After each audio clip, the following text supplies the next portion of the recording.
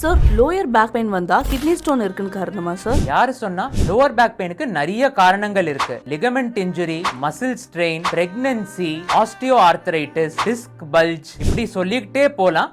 நிறைய காரணத்தினால நம்மளுக்கு லோவர் பேக் பெயின் வரலாம். சார் ஆனா சில நேரங்கள்ல கிட்னி ஸ்டோன்ஸ் வந்தாலுமே லோயர் பேக் பெயின் வருதே சார், அது ஏன்? இதுக்கும் ரெண்டு முக்கியமான காரணங்கள் இருக்கு. ஒன்னு கிட்னில வர கல்லு. இந்த கிட்னில வர கல்லு நம்ம கிட்னி அப்ஸ்ட்ரக்ட் பண்ணுச்சுன்னா, இல்ல யூரினரி ட்ராக்ட் இன்ஃபெக்ஷன் சிவியரா இருந்துச்சுன்னா இதனால நம்மளுக்கு லோவர் பேக் பெயின் வரலாம். கிட்னி ஸ்டோன் வந்த பேஷண்ட்ஸ்க்கு ஒரு கிளாசிக்கலா ஒரு டைப் ஆஃப் பெயின் இருக்கும். இததான் ரீனல் கோலிக்னு சொல்லுவோம். இந்த ரீனல் கோலிக் பெயின் எப்படி இருக்கும்னா, பின் முதுகுல சைட்ஸ்ல ரிப்ஸ்க்கு கீழே வலி வேவ் ஃபார்ம்ல ஆரம்பிக்கும். ஒரு 1 or 2 hourல இந்த பெயின் வந்து பீக் ஆகும். ஆனா இந்த பெயின் வந்து மோஸ்ட்லி ரேடியேட் ஆகும் to the lower abdomen and to the groin region. So இந்த மாதிரி பெயின் கிட்னி ஸ்டோன்ஸ் அப்ஸ்ட்ரக்ட் பண்ணுச்சுன்னா வரதுக்கு வாய்ப்புகள் நிறையவே இருக்கு. அண்ட் இந்த மாதிரி கிட்னி கல்லு வரதுனால பெயின் இருக்குன்னா இதுக்கு சில அசோசியேட்டட் சிம்டம்ஸ் காமனா இருக்கும். ஒன்னு ஃபீவர், ஒன்னு யூரின் போகும்போது எரிச்சல், யூரின் போகும்போது வலி, இன்னொன்னு யூரின்ல பிளட் போறது, நாசியா, வாமிட்டிங், இது எல்லாம் இருந்தாலுமே கிட்னி ஸ்டோன் இருக்கிறதுக்கு வாய்ப்புகள் நிறையவே இருக்கு. இந்த மாதிரி சிம்டம்ஸ் உங்களுக்கு இருக்கா,